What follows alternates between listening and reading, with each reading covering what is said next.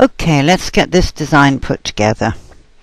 Now the first thing you do is you cut a piece of stabilizer or fusible backing larger than the whole of the design is going to be, and you fuse that to the back of your fabric, the whole of your fabric. Doesn't have to be a heavy one. It can be a lightweight fusible, or it can be a lightweight stabilizer, and you just give it a gentle spritz of the quilter's adhesive and then place it onto the wrong side of your stabilizer and spread it out evenly. Turn it over the right way and then make certain there are no wrinkles, no bubbles, no nothing. And hoop up your first hoop. And remember that you are doing 4 hoopings. So don't go hooping it right in the center of your piece of fabric, because it won't work. You'll run out of fabric. Okay. Now when you've stitched the first design, which is this one, and you've got your first placement stitches, okay, you then, and I'm going to hide the hoop now, and I'm also going to move all this, so I want to highlight that and I want to group it, because I'm going to pretend now that this is on your fabric, and I'll move that up to there, up to about that point. No, it's got to come over here. I'll get it right in a minute. There it is. Now I go to embroidery. You don't have to do this, you just send all these to your machine. And I bring in hoop number 2. And it's brought it into what would have been the center of the hoop had the hoop been showing.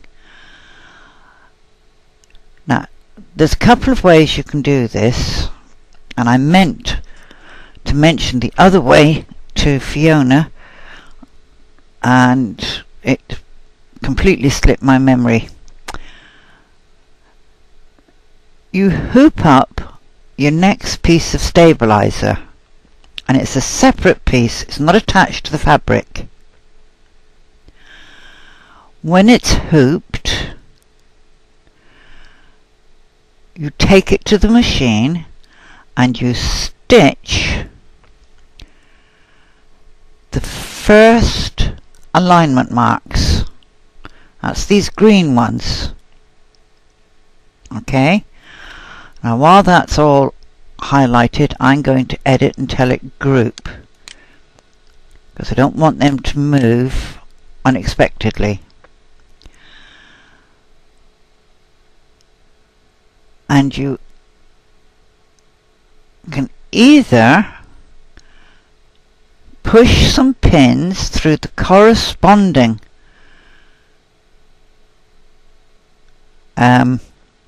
alignment marks down through the top of your fabric, which is how Carol does it, and she lays her hoop onto a thick pad. Now I would suggest you lay it on a piece of polystyrene. You know, the stuff that comes in as packing when you buy some electrical goods. If you're lucky enough to get hold of some big sheets, you hang on to them. Now I've got all mine that I hung on to because I find them really invaluable.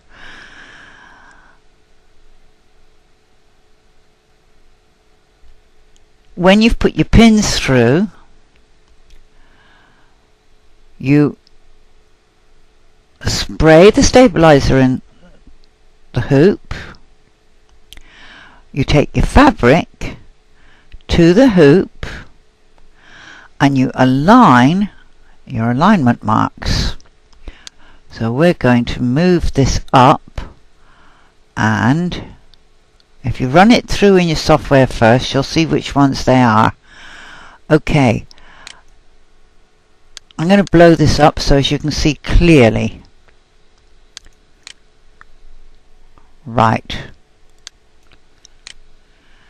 This alignment line, or this alignment mark, goes with that alignment mark. So if you use Carol's method, you bring your fabric and you push the pin down through the alignment mark that's on the stabilizer. The other alignment mark that you're after is, there's always at least two, and here he is down here. It's that one to that one. Okay, you push the pin that's under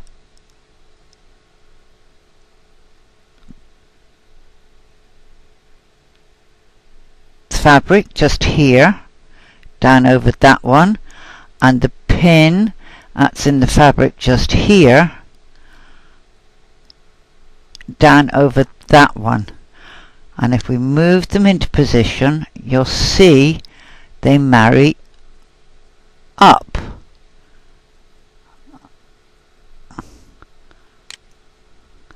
Okay, that one's now been covered by this design. This one has now been covered by this design,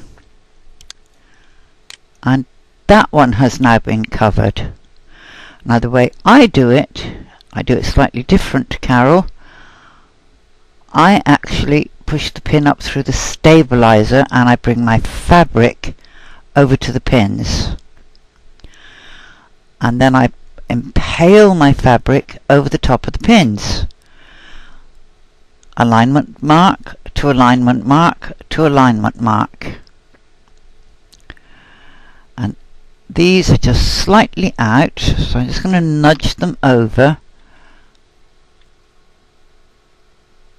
That's it. And it just needs two little hotches down. That one I've taken too far down. There we go. Now those triangles look like one. So now that's perfectly aligned. And that's how you do